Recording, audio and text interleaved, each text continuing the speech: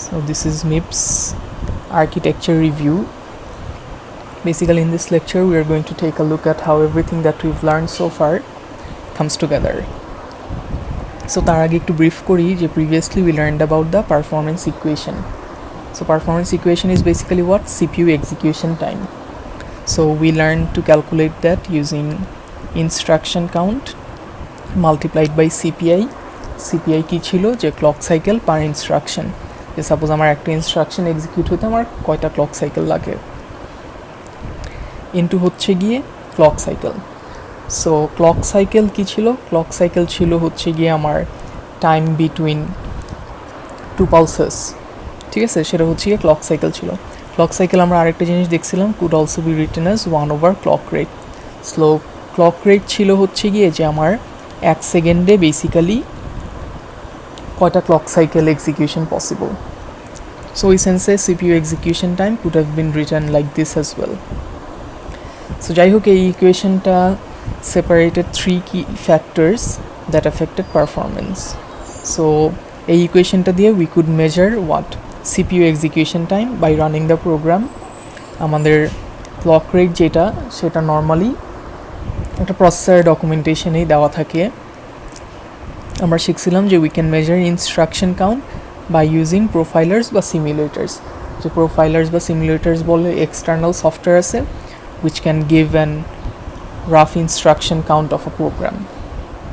আমরা দেখছিলাম যে আমাদের যে এই clock cycle per instructionটা এটা varies by instruction type as well as ISA implementations.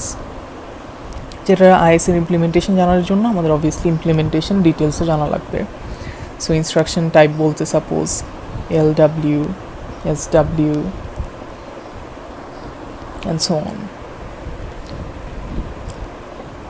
Acha. So the processor data pattern control. So এই স্লাইডটা আমরা আগেও দেখছিলাম যে আমাদের মেমোরি রেফারেন্স ইনস্ট্রাকশনস কী কী হতে পারে, LW, SW, লোড ওয়ার্ড বা স্টোর ওয়ার্ড. আমাদের অ্যারিথমেটিক লজিক্যাল ইনস্ট্রাকশনস এক্সাম্পল হতে পারে add, sub, and, or, set on less than etcetera. Control flow instructions কি, যেমন ব্রাঞ্চিং বা জাম্প, এসব টাইপের ইনস্ট্রাকশন. সো আমাদের প্রোগ্রাম কাউন্টার দিয়ে আমরা কি করি, যে প্রোগ্রাম কাউন্টারটা we use to hold the address of the currently executing instruction. যে use the program counter to supply the instruction address and fetch the instruction from memory. So program counter basically আমার যে ইনস্ট্রাকশনটা execute করা লাগে সেই ইনস্ট্রাকশনের অ্যাড্রেসটা থাকে. And once an instruction is done executing, we update the program counter. So আমাদের কি instruction যখন আমরা পাই, ইনস্ট্রাকশন পাওয়ার পর ইনস্ট্রাকশনটা ডিকোড করা লাগে to be able to understand what kind of operations need to be performed, and finally we execute the instruction. So in a nutshell we can say যে আমাদের first instruction fetch করা লাগে. ইনস্ট্রাকশনটা fetch করার পর what we do is increment the program counter by 4. So that it points to the next instruction. So next time যখন নাকি এটা ঘুরে আসবে নেক্সট ইনস্ট্রাকশনের অ্যাড্রেসটা যাতে প্রোগ্রাম কাউন্টারে থাকে. সো যাই হোক একটা ইনস্ট্রাকশন ফেচ করার পর কী করি, আমি ডিকোড করি. যে ডিকোড করে বেসিক্যালি আমরা পাই যে ইনস্ট্রাকশনটা কী টাইপের, আর আই না যে আর এস এ কোন রেজিস্টার আছে, আর টিতে কোন রেজিস্টার আছে, and so on. And finally আমরা এএলইউ দিয়ে we perform some sort of a calculation. আর এদিকে আরেকটা জিনিস বলছে যে all instructions except J type instructions use the ALU after reading the registers. So J type instruction বাদে বাকি যত ইনস্ট্রাকশন আছে সব ইনস্ট্রাকশনই ALU ইউজ করে after reading the registers. আচ্ছা, so clocking methodologies. So clocking methodology basically defines when signals can be read and when they are written. So আমার একটা signal কখন রিড হবে বা কখন রাইট হবে সেই জিনিসটাই আমার ক্লকিং মেথোডোলজি ডিফাইন করে. So for the course of our syllabus we are going to be learning about edge triggered methodologies. So edge triggered methodology মানে কি, আমার ক্লক সাইকেলের যেই এজগুলো আছে সেই এজেই কোনো একটা কিছু রিড হবে বা রাইট হবে. সো এই জিনিসটা আমরা পরে ডিটেলে দেখব যে আমরা হাও আমার একটা এই যে পালস যে আছে বা সিপিইউ সাইকেল যে আছে একটা, এর ফার্স্ট হাফে কীভাবে উই রাইট অ্যান্ড সেকেন্ড হাফে কীভাবে উই রিড. সো এই জিনিসগুলো পরে আমরা স্পেসিফাই করে দিব. যাই হোক টিপিক্যাল এক্সিকিউশনে বলতেছে যে read contents of state elements send values through combinational logic, write results to one or more state elements. So একটা টিপিক্যাল এক্সিকিউশনে কী হতে পারে যে একটা স্টেট এলিমেন্ট, সাপোজ আমার একটা কোনো রেজিস্টারের কোনো একটা ভ্যালু, এটা কোনো কম্বিনেশনাল লজিক দিয়ে পাস হবে। সো কম্বিনেশনাল লজিক কী হতে পারে যে suppose sums combination of and or gate, যেটা দিয়ে কিছু একটা লজিক ইমপ্লিমেন্ট করা হয়েছে, অ্যান্ড ফাইনালি ওই আউটপুটটা সাপোজ আরেকটা স্টেট এলিমেন্ট বা সাপোজ আরেকটা রেজিস্টারে স্টোর হবে। সো এটা একটা টিপিক্যাল এক্সিকিউশন। সো এখন কোন পার্টটায় আমার স্টেট এলিমেন্ট 2-এ ডেটাটা রাইট হবে আর কোন পার্টটায় আমার স্টেট এলিমেন্ট 1-এর ডেটাটা রিড হবে ক্লক সাইকেলের, এই জিনিসগুলো আমরা একটু ডিটেইলে পরে দেখব when we learn about pipelining. আচ্ছা, so we are going to be, আচ্ছা এদিকে লেখা আছে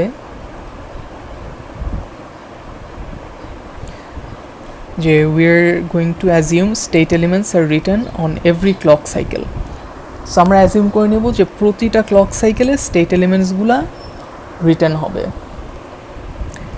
কিন্তু এটা যদি না হয় we need to have explicit write control signals, যে আমার এই যে স্টেট এলিমেন্ট 2 এটা যদি আমার প্রতিটা ক্লক সাইকেলে যদি রাইট না হয়, যদি সাপোজ একটা স্পেসিফিক কোনো ক্লক সাইকেলে যদি রাইট হয় সাপোজ এই 1 and 2, আমার তখন এটার জন্য আলাদা একটা রাইট কন্ট্রোল সিগন্যাল লাগবে। ওয়ারেজ ইনস্টেড এটা যদি সাপোজ প্রতিটা ক্লক সাইকেলে যদি এটা রিটার্ন হইতো, we would not have needed this explicit write control signal. So এটা এদিকে বলছে, সো এটা বলতেছে write occurs only when both the write control is asserted, যখন নাকি এই রাইট কন্ট্রোলটা suppose passes a 1 as well as when the clock edge occurs, আর যখন নাকি সাপোজ একটা আমার কোনো ক্লকের এজে আছে, সো ওই টাইমটাতেই আমার রাইট হবে। সো এটা এখন ডিপেন্ড করে depending on our use case, যেটাই আমরা we'll going to take a look at very soon. Acha. So fetching instructions. So what does fetching instruction involve? So fetching instruction basically is reading the instruction from the instruction memory. Instruction memory থেকে আমরা একটা instruction read করি। So instructionটা যে read করি memory থেকে, obviously মেমোরির একটা কোনো অ্যাড্রেস থেকে রিড করি 1 2 3 কিছু একটা, সো অ্যাড্রেসটাই is what is held by my PC. So যখন আমি একটা অ্যাড্রেস থেকে একটা ইনস্ট্রাকশন রিড করি, আমি তারপরে আমি পিসিটা আপডেট করে ফেলি যাতে it holds the next instruction. Suppose আমার যদি নেক্সট ইনস্ট্রাকশনটা 1 to 4 হয়, এই নেক্সট ইনস্ট্রাকশনটা তখন পিসি পয়েন্ট করে। সো এই জিনিসটাই এদিকে গ্রাফিক্যালি দেখানো হয়েছে যে আমি পিসিতে হচ্ছে গিয়ে আমার একটা ইনস্ট্রাকশন আছে, সেই ইনস্ট্রাকশনটা আমি রিড করি। অ্যাট দ্য সেম টাইম আমার পিসি কি হয়, পিসির আগের যে অ্যাড্রেসটা আছে সেই অ্যাড্রেসটার সাথে আমি আমি +4 করি, আমার যে রেজাল্টিং অ্যাড্রেসটা আসে সেই রেজাল্টিং অ্যাড্রেসটা আমি আবার পিসিতে স্টোর করি।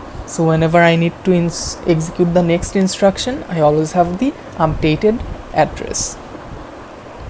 আচ্ছা, সেটাই বলতেছে আবার যে PC is updated every cycle. আর হ্যাঁ, so PC is updated every cycle মানে আমার প্রতিটা ক্লক সাইকেলেই পিসি আপডেট হয়। As a result it does not need an explicit write control signal, কিন্তু যদি এটা এভরি সাইকেল আপডেটেড না হতো we would have needed an explicit write control signal.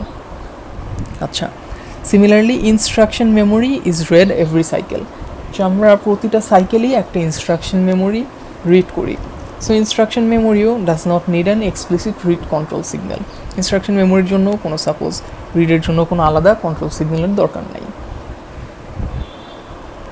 আচ্ছা, so decoding instructions, what does this involve? So আমরা যে ইনস্ট্রাকশনটা fetch করি সেই ইনস্ট্রাকশনের অপকোডটা আর সাপোজ যদি ফাংশন ফিল বিটস থাকে সেটা কন্ট্রোল ইউনিটে সেন্ড করা। সো কন্ট্রোল ইউনিটে সেন্ড করলে কন্ট্রোল ইউনিট বেসিক্যালি আমরা যেই ডিকোডিং যেটা আমরা ম্যানুয়ালি হাতে কলমে শিখছিলাম, কন্ট্রোল ইউনিট সেই কাজটা করে, যে কন্ট্রোল ইউনিট বের করে কী অপারেশন পারফর্ম করা লাগবে, বা সাপোজ আমার কোন রেজিস্টারগুলা is going to be in use and so on. আচ্ছা, সো আমাদের executing R format instructions, R format instruction বা অপারেশন অনেক কিছুই থাকতে পারে, add, sub, SLT, and or etcetera. So আমাদের আর ফরম্যাট ইনস্ট্রাকশনে কি হয়, যে perform the operation and function, basically perform whatever the function is on values in rs and rt or send the result back into the register file into location rd. Basically আমার rs আর rt থেকে কোনো একটা function perform হবে। ফাংশনটা could be an addition, could be a subtraction, and operation, or operation etcetera. আর আমার রেজাল্টটা এই আরডিতে স্টোরড হবে। সো আমার এই ফাংশনটাই basically is going to define যে আমি সাপোজ কী টাইপের অপারেশন পারফর্ম হবে। বাট ইটস আ গিভেন যে অপারেশনটা always will be perform between rs and rt, আর অপারেশনের যে রেজাল্টটা সেটা will be stored at rd। আচ্ছা, সো এদিকে এই জিনিসটা একটু দেখানো হয়েছে যে আমার যে ইনস্ট্রাকশনটা তো একটা কি, একটা 32 bit value, right? So 32 bit value থেকে আমাদের এই 31 to 26 এদিকের যেই 6 বিটটা, এই 6 বিটটা বেসিক্যালি ডিনোটস দ্যাট এটা আমার একটা আর টাইপের ইনস্ট্রাকশন, অ্যাজ আমি এদিকে হচ্ছে গিয়ে 6টা 0, 25 to 21। সো এদিকের যে 5 বিট, এই 5 বিট ইন্ডিকেটস হোয়াট, আমার ফার্স্ট রেজিস্টারটা। সিমিলারলি 20 থেকে 16 এদিকের যেই 5 বিটটা, এই 5 বিটটা ইন্ডিকেটস হোয়াট, আমার রেজিস্টার 2। যে কোন রেজিস্টার 2টা, সাপোজ আমরা তো দেখছিলাম যে আমাদের 32টা রেজিস্টার্স আছে। সো সাপোজ এদিকে আমার যদি 8 থাকতো, সো আমার এদিকে যদি বেসিক্যালি ইনস্ট্রাকশনে rs এর জায়গায় 8 থাকতো, আমরা বুঝতাম যে সাপোজ এদিকে আমি t0 ইউজ করা লাগবে। সাপোজ যদি 16 থাকতো, সাপোজ আমার s0 ইউজ করা লাগবে, অ্যান্ড সো অন। আচ্ছা, সো এই জিনিসগুলোই আমার রিড অ্যাড্রেস 1 থেকে আমি বুঝতে পারবো যে কোন রেজিস্টারটা। সো রিড অ্যাড্রেসে বেসিক্যালি কী যাবে, আমার এই 25 থেকে 21, আর রিড অ্যাড্রেস 2তে আমার কী যাবে, যে আমার 20 to 16 এদিকের যে ভ্যালু আছে। সো আমার ইনস্ট্রাকশনটা যে আমার 32 বিট ভ্যালু, সে 32 বিটের ভ্যালুর আমার সাপোজ 25 to 21টা হচ্ছে গিয়ে এই রিড অ্যাড্রেস 1-এ যাবে, 22 হচ্ছে গিয়ে 16টা হচ্ছে গিয়ে আমার রিড অ্যাড্রেস 2-তে যাবে। সো এই ভ্যালুগুলো দিয়ে আমি বুঝবো যে সাপোজ আমার কি t0 রেজিস্টার অ্যাক্সেস করা লাগবে, না s0 রেজিস্টার, না হোয়াট এভার। অ্যান্ড ফাইনালি আমার এই 15 to 11 যেটা আছে, 15 to 11 is going to determine what, যে এই দুইটা রেজিস্টারের উপর কোনো একটা অপারেশন পারফর্ম করে রেজাল্টটা কই রাখা লাগবে। সো যাই হোক, আমার এই আর ফরম্যাট ইনস্ট্রাকশনে কী হয়, read data 1। So read data 1 মানে এই সাইডে সাপোজ আমার t0 বা কিছু একটা আছে, আর এই সাইডে সাপোজ s0 বা কিছু একটা আছে, এই দুইটার ডেটাটা সাপোজ আমার ALU-তে যাবে। সো ALU কন্ট্রোলটা কী করে, ALU control is going to basically tell the ALU to perform one of this operations. যাই হোক, সো ওই অনুযায়ী ALU অপারেশনটা পারফর্ম করবে, অ্যান্ড ওইটার রেজাল্টটা কী করবে, প্রিভিয়াসলি আমার রাইট অ্যাড্রেসে যে রেজিস্টারটা স্পেসিফাই করা হয়েছিল সেই রেজিস্টারটাই ডেটাটা রাখবে। সো সাপোজ ওই রেজিস্টারটা আমার S6। সো S6-এ t0 আর s0-র উপর একটা কোনো অপারেশন পারফর্ম করে ওই রেজাল্টটা স্টোর করা হবে। সো এদিকে ওভারফ্লো আর জিরো একটা জিনিস আছে। So overflow basically self explanatory, যে কখনো যদি আমার একটা অপারেশন সাপোজ দুটো অ্যাডিশনের রেজাল্ট এত বড় হয় যে it can not be stored within 32 bits, তখন আমার ALU will enable this overflow flag.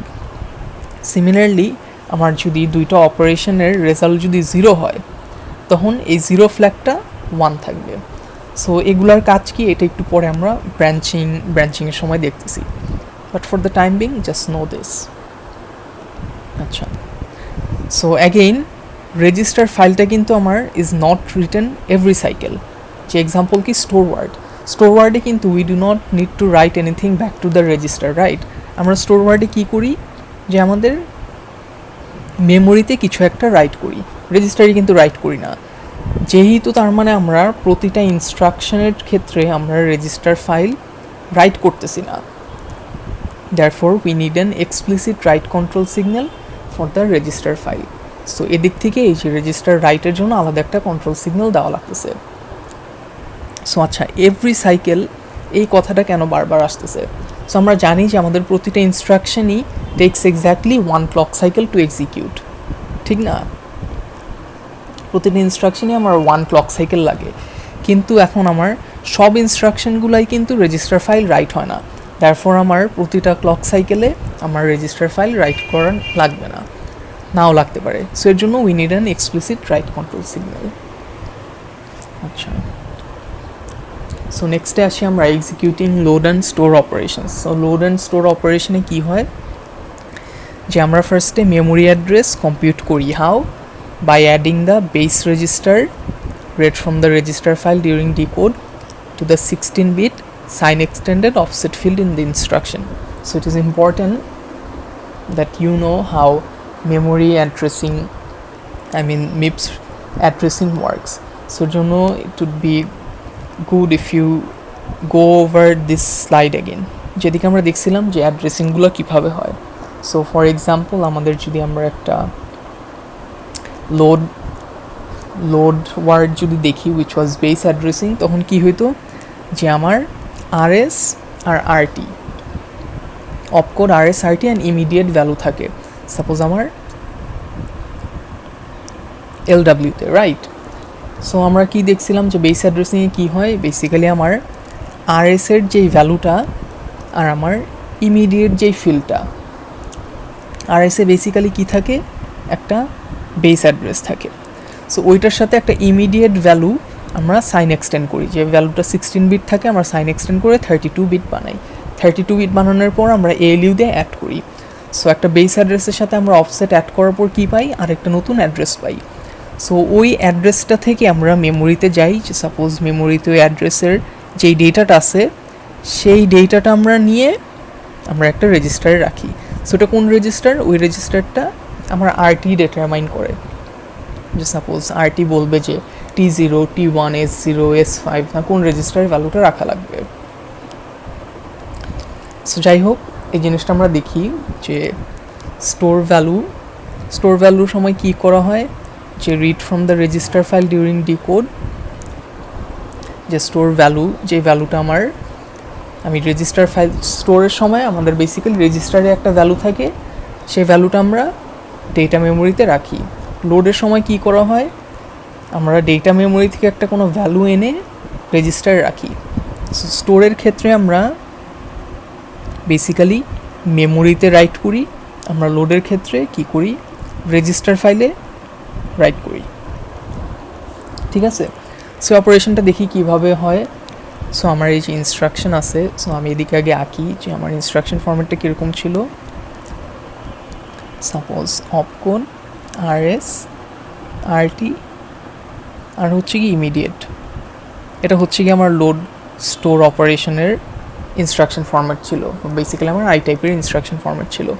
So ফার্স্টে আমার কি হবে, আমার রিড ডেটা রেজিস্টার ফাইলের যেই এই আরএসটা, আমার আরএস আর ইমিডিয়েট ভ্যালু কি হবে, অ্যাড হবে, রাইট? কিন্তু ইমিডিয়েট ভ্যালুটা অ্যাড হওয়ার আগে কি হবে, সাইন এক্সটেন্ড করা লাগবে। সাইন এক্সটেন্ড করে আমার যেই রেজাল্টটা আসবে, এই রেজাল্টটা আমি কি আসবে, এই রেজাল্ট আমার একটা অ্যাড্রেস হবে, রাইট? সো অ্যাড্রেসটা দিয়ে আমি মেমোরিতে যাব। সো এখন আমার যদি এটা লোড ওয়ার্ড হয়, আমি মেমোরি থেকে একটা ভ্যালু নিয়ে আমি আরটিতে রাখবো, বা আমার যদি সাপোজ স্টোর ওয়ার্ড হয় আমি মেমোরিতে ওই ভ্যালুটা রাখবো। সো এটা একটু দেখি, যেদিকে এইটা যে আমাদের ফার্স্টে কি হয়, এই যে রিড ডেটা ওয়ানটা কি বেসিক্যালি আমার আরএস। সিমিলারলি আমার এই সাইন এক্সটেন্ডেড ভ্যালুটা এএলইউতে যায়, ফাইনালি আমার এএলইউ রেজাল্টটা কী দেয়, একটা অ্যাড্রেস দেয়। সেই অ্যাড্রেসটা আমি মেমোরিতে যাই, আর রিড ডেটা টুতে কি আমার এদিকে রাইট ডেটা দেওয়া আছে, যে রিড ডেটা টুতে সাপোজ আমার যদি এটা আরটি হয়ে থাকে, আরটির যে ভ্যালুটা আমার এদিকে স্টোর করা লাগবে সেই ভ্যালুটা। সো ইন দ্যাট কেস আমি যদি স্টোর করি, আমার কিন্তু একটা এক্সপ্লিসিট এই মেমোরির রাইট সিগন্যাল সেন্ড করা লাগবে। হাউএভার আমি যদি ইনস্টেড এই রিড ডেটা টুতে আমি মেমোরি অ্যাড্রেসে যেই ভ্যালুটা আছে সেই ভ্যালুটা যদি রাখতে চাই আমার আরটিতে, তখন আমার একটা রেজিস্টার রাইট সিগন্যাল লাগবে।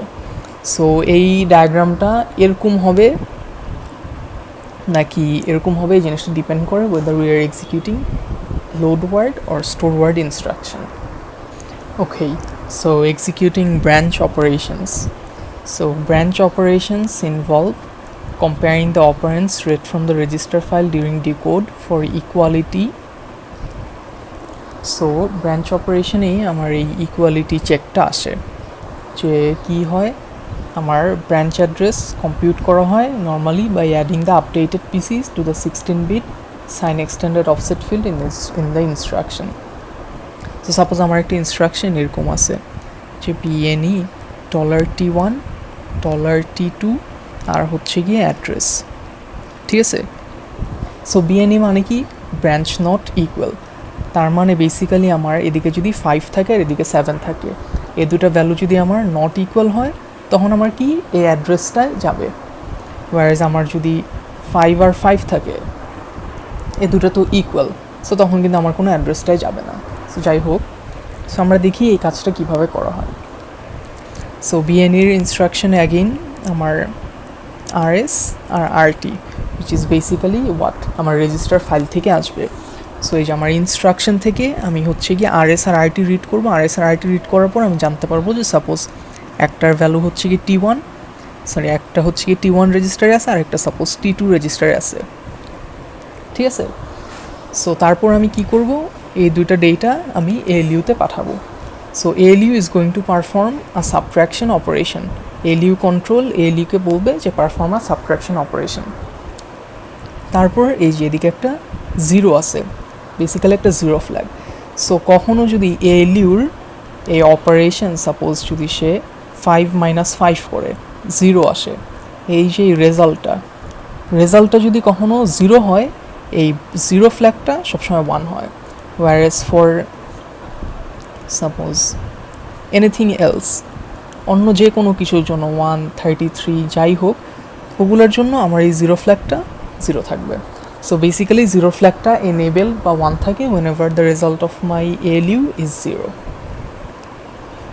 আচ্ছা, সো তারপর কি হয়, আমার যদি এখন এদিকের জিনিসটা কমপ্লিট না, বাট যাই হোক, so depending on weather this zero flags value is 0 or 1, ওই অনুযায়ী আমার একটা সাইন এক্সটেন্ডেড ভ্যালু, আমার যে PC+4 এদিক থেকে কি আসতেছে PC+4, বিকজ এই যে এদিকে PC ছিল আর এদিকে 4 গেছে, এই দুটোর রেজাল্টেন্ট অপারেশন হচ্ছে PC+4।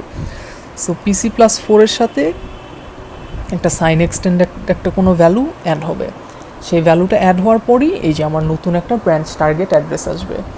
সো এখন এই জিনিসটা, এই যে লাস্টের যে অপারেশনটা, অ্যাডিশন অপারেশনটা, এই জিনিসটা কিন্তু হবে নাকি হবে না ইজ ডিপেন্ডেন্ট অন আমার এই জিরো ফ্ল্যাগটার ভ্যালু কি। যে আগে যেরকম বললাম যে আমার 5 আর 5 এই দুইটার ভ্যালু ডিটারমাইন, মানে আমার আরএস আর আরটি ডিটারমাইন করবে ওয়েদার আমার address is taken or not. আর অ্যাড্রেস যদি আমার না হয়, বেসিক্যালি কি হয়, আমার PC+4 এর সাথে আমার এদিকে বেসিক্যালি আমি অ্যাড্রেস লিখছি, but we all know that there is a 16-bit value here, একটা 2's কমপ্লিমেন্ট একটা কোনো 16-bit ভ্যালু আছে। সো ওই ভ্যালুটা অ্যাড হবে, অ্যাড হওয়ার পরই আমার একটা নতুন ব্রাঞ্চ অ্যাড্রেস আসবে। সো যাই হোক, আমরা এটার মডিফাইড ভার্সনটাই দেখব যে কখন এই লাস্টের এই অ্যাডিশনটা করা উচিত বা করা উচিত না। আচ্ছা, সো ফাইনালি আসি আমরা jump instruction. So jump instruction is the easiest, since jump ইনস্ট্রাকশনে আমাদের কোনো ALUর কিন্তু কোনো কাজ নাই। জাম্প ইনস্ট্রাকশনে কী করি আমরা, ফার্স্টে আমাদের যেই জাম্প ইনস্ট্রাকশন, যে সাপোজ একটা অ্যাড্রেস লিখি, জাম্প ইনস্ট্রাকশনের আমার ফরম্যাটটা কি অপকোড, আর এদিকে আমার একটা ইমিডিয়েট ভ্যালু বা জাম্প অ্যাড্রেস যাই হোক এরকম একটা কিছু থাকে, রাইট। সো আমার এই ভ্যালুটা কি 26 বিট, এটা হচ্ছে গিয়ে 6 বিট। সো আমরা ফার্স্টে কী করি, 26 বিটটাকে আমরা 28 বিট করি by left shifting by 2 bits. আমরা 2 বিট লেফট শিফট করি, 26কে 28 করি। দিস ইজ বিকজ আমার এই যে ভ্যালুটা, এই ভ্যালুটা আমার ওয়ার্ডে দেওয়া। সো ওয়ার্ড থেকে আমার যে বাইটেতে কনভার্ট করা লাগবে, যেহেতু we are using byte addressing in MIPS, বাইটে কনভার্ট করার জন্য left shifting by 2 is basically what, equivalent to multiplying by 4। So basically আমার এক ওয়ার্ড আমি যদি বাইটে নিতে চাই, সেটা কি 1 into 4, বেসিক্যালি আমার এক ওয়ার্ড হচ্ছে কি 4 বাইট। সো যাই হোক, ফার্স্টে হচ্ছে গিয়ে আমি এই লেফট শিফট বাই 2 অপারেশনটা পারফর্ম করে 28 বিটস করি। তারপর আমার কি হয়, আমার PC+4-এর আপার যেই 4টা বিট, সেই 4টা বিট অ্যালং উইথ আমি যেই লেফট শিফট করে যেই 28 বিট একটা রেজাল্ট আসছে, সেই জিনিসটা কি হয়, কনক্যাটেনেট হয়। কনক্যাটেনেট করার পর আমার এই যে ফাইনাল যে অ্যাড্রেসটা, এটাই হচ্ছে গিয়ে আমার জাম্প অ্যাড্রেস। সো যাই হোক, সো নেক্সট লেকচারটায় we are going to create a single data path from the parts. আমরা একটু আগে যে ইন্ডিভিজুয়ালি যে পার্টসগুলো দেখলাম, সেগুলো দিয়ে এখন আমরা একটা সিঙ্গেল একটা নেক্সট লেকচারে ডেটা প্যাথ ক্রিয়েট করব। So it is imperative that you understand, that you have understood this lecture well. If you haven't, then there may be deficiencies in your prior knowledge. যে এই লেকচারটা কিন্তু actually বোঝার জন্য মিপসের যে instruction format জানা লাগবে, কয়েকটা basic instructions how they work must জানা লাগবে, যেরকম LW, SW বা অ্যাড, ব্রাঞ্চিং। সো প্রতিটা টাইপ থেকে অ্যাটলিস্ট একটা ইনস্ট্রাকশন কীভাবে কাজ করে এটা জানা লাগবে। ফার্দার মোর আমরা যে অ্যাড্রেসিং মোডসগুলো দেখছিলাম, এটা কিন্তু ভেরি সিমিলার টু ওই অ্যাড্রেসিং মোডসগুলা। সো ওই অ্যাড্রেসিং মোডসগুলা I would suggest that you review. So as always, if you guys have any questions, feel free to let me know. So basically once you've understood this well, আমরা এই জিনিসটা explain করতে পারবো, বুঝতে পারবো যে এই জিনিসটা কীভাবে কাজ করে। সো এটাই হচ্ছে কি আমার basically single cycle data path. So if you guys want, you can take a look at it yourself at home, but next lecture I basically it explain korbo how this works.